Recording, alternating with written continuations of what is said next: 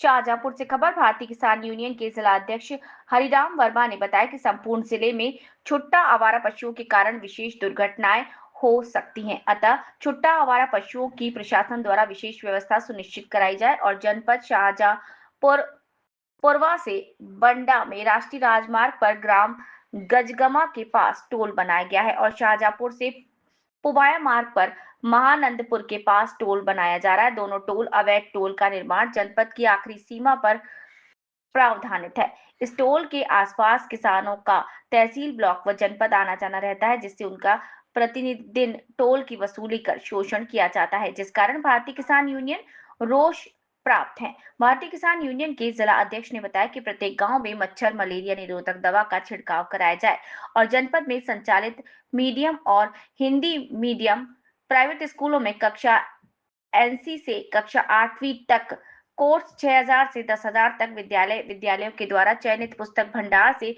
अभिभावक को बेचा जा रहा है, जिससे अभिभावक बहुत ही परेशान है। और पंजाब प्रांत की तर्ज पर विधायक को सांसदों को एक ही वेतन भत्ता लागू किया जाए।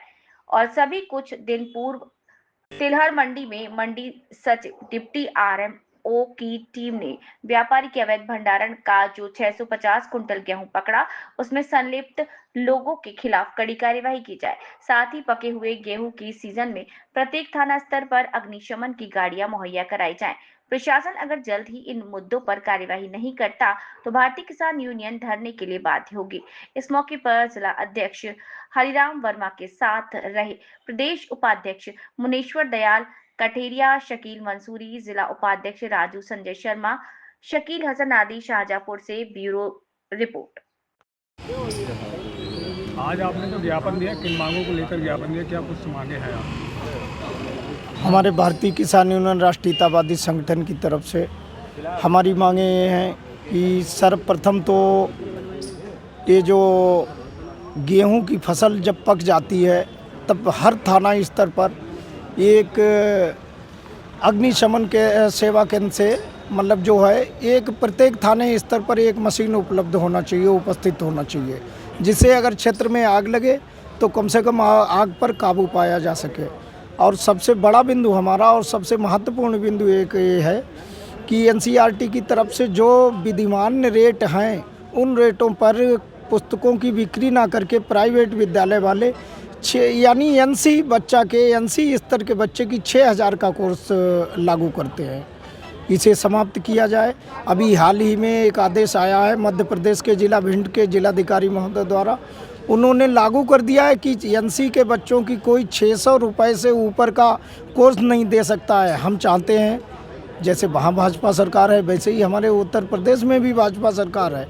हम माननीय योगी जी को हम माननीय योगी जी से अनुरोध करना चाहेंगे कि क्या यही है हमारा उत्तम प्रदेश? उत्तर प्रदेश को ऐसे ही उत्तम प्रदेश बना रहे थे जब मध्य प्रदेश जैसे प्रदेशों में जिलाधिकारी महोदय ने सख्त कानून लागू कर दिए हैं।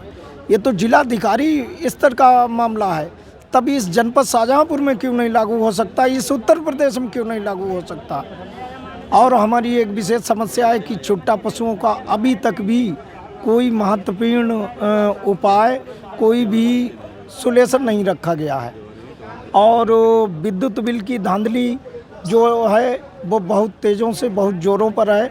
विद्युत अधिकारी, विद्युत कर्मचारी बिना रोक टोक के बेरोक टोक बेलगाम होकर कार्य कर रहे हैं और बेरोक टोक के बेलगाम होकर रुपया लोगों का, काश्तकारों का धन आहरण कर रहे हैं।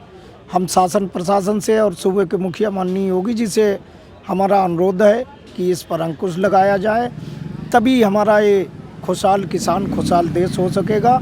उत्तर प्रदेश तभी हमारा उत्तम प्रदेश हो सकेगा। मांगे अगर नहीं पूरी होती तो अगला कदम क्या? अगर हमारी ये मांगे नहीं पूरी होती हैं, आने वाले हम अब की 15 तारीख की हमारी मासिक बैठक जो होगी उसमें हम गर्रा हाईवे पर दोनों पुलों के बीच में रोड जाम करेंगे, क्योंकि सबसे पहले तो हमारे लोगों के लिए समुचित व्यवस्था नहीं प्रशासन ने बैठने के लिए की है।